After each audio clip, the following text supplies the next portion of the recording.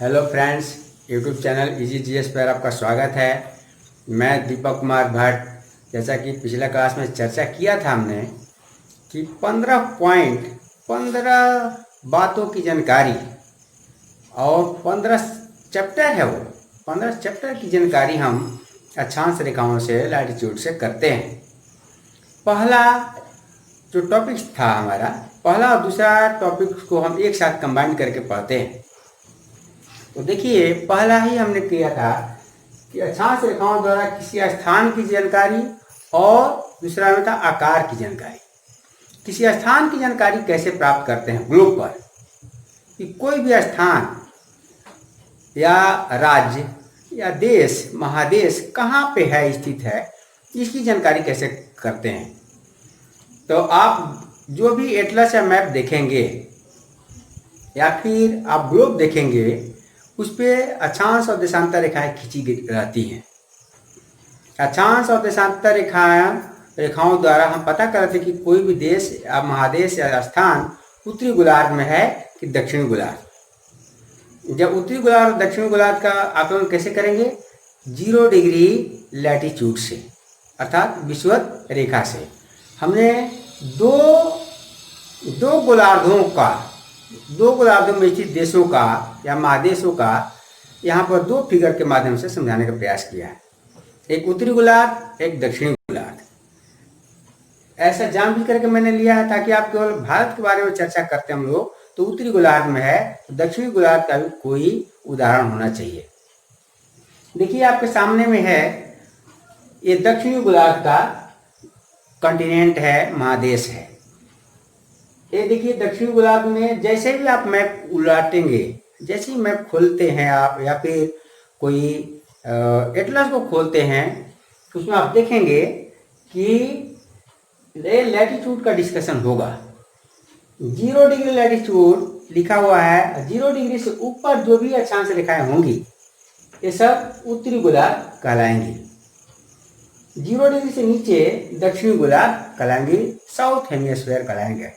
यहाँ पर देखिए, मैंने लिख दिया 0 डिग्री इक्वेटर है।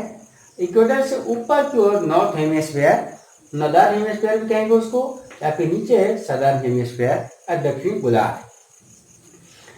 ये दक्षिण अमेरिका है, साउथ अमेरिका है। साउथ अमेरिका का most of the portion belong करता है कहाँ से? दक्षिणी गोलार्ध में।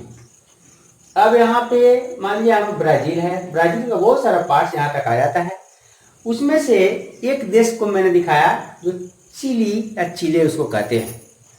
अब चिले का अगर लोकेशन पता करना है कि चिले आखिर कितना लैटिट्यूड से कितना लैटिट्यूड है और कितना लॉन्गिट्यूड से कितना लॉन्गिट्यूड है, मतलब अक्षांशीय विस्तार और देशांतरीय विस्तार, यही है लोकेशन।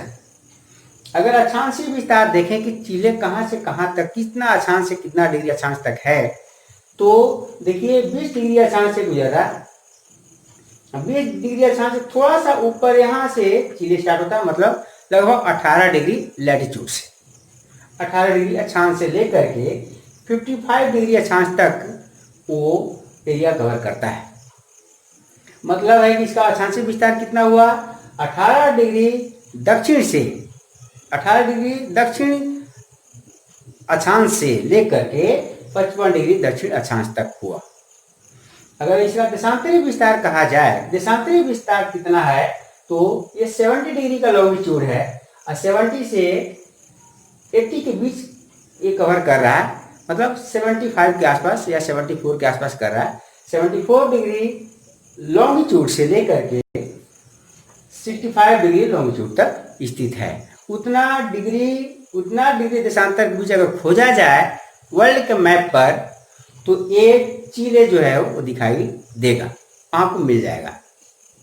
ये तो हो गया दक्षिणी गोलार्ध का देश का स्थिति का आकलन। अगर पूछा जाए कि साउथ अमेरिका किस गोलार्ध में है, तो साउथ अमेरिका के बारे में कहेंगे कि दोनों गोलार्ध में उसके देश अवस्थित हैं, लेकिन ज्यादातर साउथ अमेरिका का पोर्शन दक्षिण गोलार्ध में ही स्थित है। उसी तरह से अगर उत्तरी गोलार्ध के बारे में बातें की जाए, तो यहाँ पर उत्तरी गोलार्ध में अपना भारत स्थित है। और एशिया के लगभग देश उत्तरी गोलार्ध में ही स्थित है। भारत का भी अगर आकलन करेंगे तो यहाँ पर 0 डिग्री होगा, इक्वेटर होगा। यही 0 डिग्री या इक्वेटर यहाँ से भी गुजर रहा है, दक्षिण अमेरिका से भी गुजर रहा है। तो भारत जो है वो 0 डिग्री इक्वेटर से ऊपर इसकी मुख्य भूमि जो है, या फिर मुख्य भूमि कहिए या फिर भारत का दक्षिणतम बिंदु, जो कि इंदिरा पॉइंट मैंने लिखवाया था, वो भी इक्वेटर के या विषुवत रेखा के ऊपर स्थित है, क्योंकि उसमें हम लिखवाया रहा है मैंने कि 6 डिग्री 4 मिनट से स्थित है। लेकिन मुख्य भूमि से यही बात करते हैं तो मुख्य भूमि 8 डिग्री 4 मिनट से, जो कि मैंने लिख दिया है इंडिया 8 डिग्री 4 मिनट नॉर्थ लिखा है मैंने, नॉर्थ। हमेशा ही नॉर्थ ही बात करेंगे, इसमें नॉर्थ से लेकर के 37 डिग्री 6 मिनट नॉर्थ तक ही कहेंगे। इसमें साउथ नहीं कहना है। क्यों नहीं कहना है? क्योंकि भारत जो है वो 0 डिग्री स्थान से ऊपर स्थित है, अर्थात उत्तरी गोलार्ध में स्थित है, अर्थात विषुवत रेखा के ऊपर स्थित है। तो 0 डिग्री 8 डिग्री 4 मिनट लैटिट्यूड से 37 डिग्री या 37 डिग्री 6 मिनट लैटिट्यूड तक भारत स्थित है। और इसको लॉन्गिट्यूड के रूप में अगर इसका डिस्कशन करें तो लॉन्गिट्यूड 68 डिग्री 7 मिनट। देखिए यहाँ 60 डिग्री है और इधर 70 डिग्री है। यह इधर बढ़ते क्रम में मैंने क्या दिखाया है, क्योंकि इसके पहले 0 डिग्री होगा। ग्लोब पर आप जाएंगे, एटलस में जाएंगे तो 0 डिग्री मतलब कि Greenwich line, prime meridian. Prime meridian ही हम लोग का आकलन करता है कि पूर्वी गोलार्ध और पश्चिमी गोलार्ध।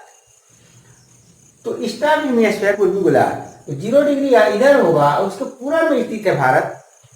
इसका मतलब इसीलिए सब जगह हम लोग क्या लिखेंगे, ईस्ट लिखेंगे। यहाँ हमने सब जगह ईस्ट लिख दिया। 40 डिग्री ईस्ट मतलब है कि यहाँ पर अगर ग्रीनविच लाइन होगा, इसके ईस्ट में सारे लॉन्गिट्यूड दिखा रहे हैं। तो 40 डिग्री ईस्ट से लेकर के 100 डिग्री ईस्ट तक मैंने खींचा, इसलिए कि 68 डिग्री पर हमारा भारत स्थित है। 68 डिग्री 7 मिनट से, या इसलिए मैंने यहाँ पर दिखाया 60 से 70 के बीच में, 70 आसपास में। यहाँ से लेकर के 97 डिग्री 25 मिनट तक है, तो ये 100 डिग्री के लगभग आसपास है। ये इस तरह से आप अक्षांशीय विस्तार और देशांतरीय विस्तार देख सकते हैं। और यही है लोकेशन। पूरा वर्ल्ड में अगर ग्लोब पर भारत का लोकेशन पूछा जाए तो यहाँ से आपको पता होना चाहिए, और इसके आधार पर आप लोकेशन ढूंढ सकते हैं, देख सकते हैं। अब ये तो देश की बातें हो गई। देश के साथ साथ राज्य को भी आप इसमें मैप में देख सकते हैं, और राज्य के साथ साथ छोटे छोटे जगहों को भी आप देख सकते हैं। अगर इसी देश में अगर ये पूछा जाए कि पावर प्लांट के बारे में बताइए कि इंडिया में कितने पावर प्लांट हैं और पावर प्लांट कहाँ स्थित हैं, तो एक एग्जांपल लेते हैं कि भारत के एक न्यूक्लियर पावर प्लांट कुडनकुलम में है। अब कुडनकुलम कहाँ पे स्थित है उसको भी हम लोग दिखा सकते हैं। तो कुडनकुलम यहाँ पर तमिलनाडु के पास यहाँ पर स्थित है। तो एक कितना डिग्री अक्षांश पर होगा और कितना डिग्री देशांतर पर होगा, इसका भी आकलन हम कर सकते हैं। अगर मान लीजिए कि 8 डिग्री 4 मिनट यहाँ पर भारत है, भारत का कन्याकुमारी है, तो ये लगभग 9 या 10 डिग्री के लैटिट्यूड पर कुडनकुलम होगा। अगर देशांतर वाइज कहा जाए तो 78 के आसपास में या 77 के लॉन्गिट्यूड पर ये स्थित होगा। तो इस तरह से किसी स्थान के भी लोकेशन पता कर सकते हैं, किसी राज्य का लोकेशन पता कर सकते हैं। अगर बिहार के बारे में कहा जाए तो 25 डिग्री के आसपास यहाँ पर लैटिट्यूड के आसपास बिहार है। राज्य का भी आकलन कर सकते हैं, देश का आकलन कर सकते हैं, महादेश का आकलन कर सकते हैं। इससे ऊपर जो भी देश स्थित होगा सब नॉर्दर्न हेमिस्फीयर में होगा। मैंने यहाँ पे लिख दिया है, इक्वेटर के से ऊपर जो भी देश होगा सब नॉर्दर्न हेमिस्फीयर में होगा, उत्तरी गोलार्ध में होगा। इसके नीचे जो भी देश स्थित होगा वो सदर्न हेमिस्फीयर में होगा। इस हेमिस्फीयर माने दक्षिण गोलार्ध में होगा। केवल देश, स्थान और राज्यों का ही आकलन नहीं करते, बल्कि एटलस पर या फिर मैप पर या उसको कहिए ग्लोब पर हम नदियों का आकलन कर सकते हैं, पर्वतों का आकलन कर सकते हैं। हर बहुत सारी चीज़ों का आकलन करते हैं मैप पर, सबका लोकेशन ढूंढ सकते हैं। अगर इसी को हम लोग वर्ल्ड के मैप पर देखें तो दो तरह से आप देख सकते हैं, एक एटलस में देख सकते हैं और एक मैप पर देख सकते हैं। बहुत सारे लोगों को कंफ्यूजन है कि एटलस कहते हैं तो वो कहते हैं कि मैप मैप वही ना जो कि एक कागज पर लिखा दिखाया रहता है। उनको एटलस और मैप में अंतर नहीं पता होता है। जो कि आप देखिए, अभी हम लोग जरा एटलस के बारे में चर्चा करें। ये एटलस है ऑक्सफोर्ड स्कूल एटलस, काफ़ी अच्छा एटलस है। इसमें अच्छा इसलिए है कि इसमें छोटे छोटे जगहों को भी डिटेल दिखाया गया है। अब अगर एटलस में किसी जगह को ढूंढना है तो एटलस को सबसे पहले उलटते हैं और इसको यहाँ पे इंडेक्स दिया रहता है। यहाँ पे कंटेंट्स है और कंटेंट्स में सारे जगह सारा कंटेंट का नाम है। उस कंटेंट के अनुसार उस पेज पर जाएंगे और उस पेज पर जाकर के हम किसी भी देश और महादेश का लोकेशन पता कर सकते हैं। जैसे देखिए, वर्ल्ड का मैप यहाँ पे एटलस में भी दिया हुआ है। इस वर्ल्ड के मैप में यहाँ पर इक्वेटर है, ये लाइन जो है इक्वेटर का है, और इसके नीचे यहाँ पर चिले है, जो कि जिसको हिंदी में चिली भी बोलते हैं। ये चिली है, सदर्न हेमिस्फीयर में है, जैसे कि मैंने यहाँ पे दिखाया है। यहाँ पर भी आप देख सकते हैं सदर्न हेमिस्फीयर में है, और यहाँ पे सीधा रेखा में एकदम पतली साइज का बाउंड्री है। मैंने इसलिए यहाँ पे ये पतली सा बाउंड्री को मैंने दिखाया है, जिसको कि हम अगर हम कलरफुल कर दें तो केवल यही पोर्शन चिले का है। उस तरह से ये एटलस में आप देख सकते हैं। और भी अगर आपको आसानी से देखना है, एक्यूरेट जगह को पूछने से, मान लीजिए किसी को कह दिया जाए कि चिले ढूंढिए, उसको नहीं मिलेगा। तो और भी आसानी से लास्ट में सबका इंडेक्स दिया हुआ है अल्फाबेटिकल ढंग से। अल्फाबेटिकल ढंग से जाएंगे, सी पर जाएंगे, वहां पर चिले मिलेगा, वहीं पर लैटिट्यूड और लॉन्गिट्यूड दोनों दिया रहेगा। और वो पेज नंबर भी दिया रहेगा कि इस पेज नंबर पर जाइए, लैटिट्यूड और लॉन्गिट्यूड ये है, और उतना लैटिट्यूड लॉन्गिट्यूड पर जाएंगे, वो देश मिल जाएगा। ये एटलस से संबंधित जानकारी होगी। एटलस को आप रोज यूज करें। मैंने जब अपना पहला वीडियो बनाया था, उसमें भी मैंने कहा था कि आपको ज़्यादा बुक्स वगैरह की जरूरत नहीं है। केवल आपके पास एक एटलस होना चाहिए, एक कोई भी बुक होना चाहिए जो कि जीएस का बुक हो, और उसी से आप मेरा वीडियो देख करके बिल्कुल बहुत बढ़िया से जीएस पढ़ सकते हैं। इन देशों को अगर, ये तो एटलस में आपने देखा, इन देशों को अगर हम मैप पर दिखाएं तो भी आपको समझ में आएगा। जैसे वर्ल्ड का ये मैप है, ये वर्ल्ड का मैप है, और इसमें यहाँ पर इक्वेटर दिया हुआ है। ये लाइन जो है इक्वेटर का है, ये इक्वेटर का है।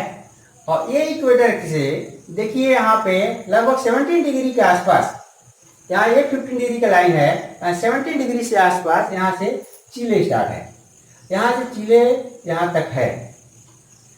तो यहाँ पर 0 डिग्री जब है, ये इक्वेटर है, तो ये देश जो है वो सदर्न हेमिस्फीयर में स्थित है, दक्षिणी गोलार्ध में स्थित है। जबकि ये हमारा भारत इक्वेटर से ऊपर में स्थित है, इसलिए इसको उत्तरी गोलार्ध का देश कहते हैं।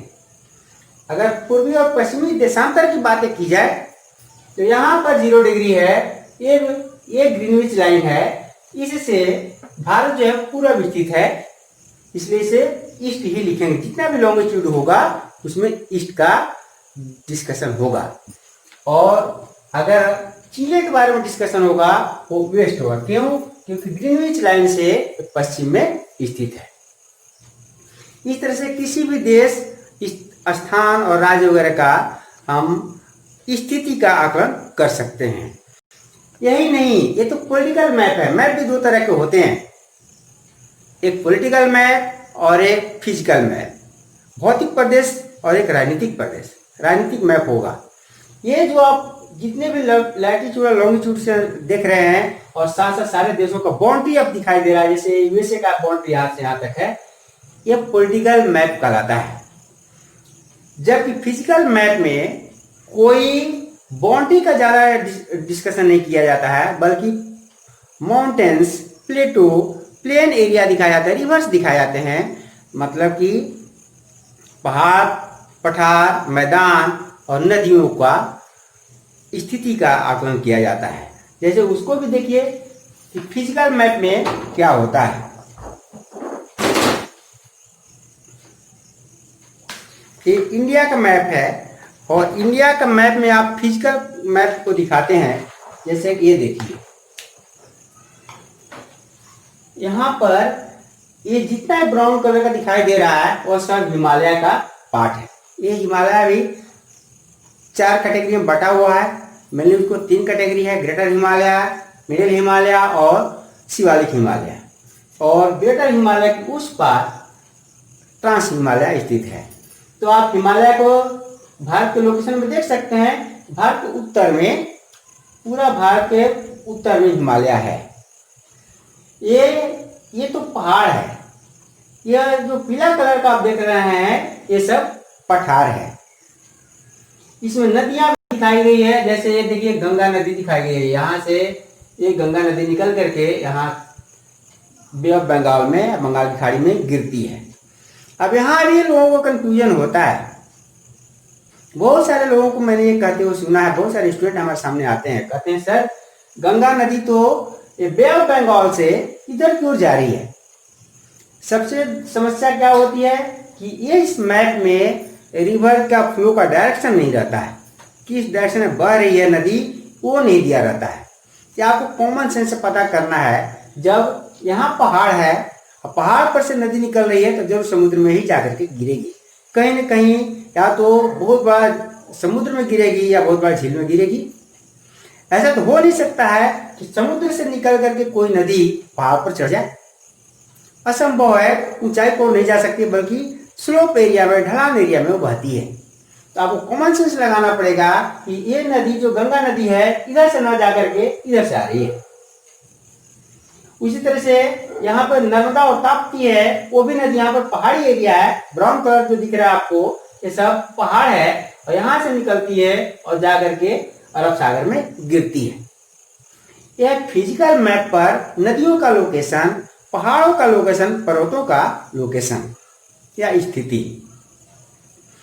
अब आप इनसे आकार का आकलन कैसे करेंगे। कोई भी देश हो उसका आकार लैटिट्यूड और लॉन्गिट्यूड से कैसे प्राप्त कर सकते हैं। इसको भी हम देखिए लैटिट्यूड से कैसे प्राप्त करते हैं, इसका आकलन दिखाते हैं। देखिए 8 डिग्री 4 मिनट से लेकर के 37 डिग्री 6 मिनट तक भारत का अक्षांशीय विस्तार है। तो लगभग 30 डिग्री, देखिए यहां तो मैंने कर दिया है, ये 8 डिग्री 4 मिनट से 37 डिग्री 6 मिनट तक है। तो 37 डिग्री 6 मिनट अगर कैलकुलेशन को आसान करने के लिए 37 डिग्री 6 मिनट को हम 38 डिग्री मान लेते हैं।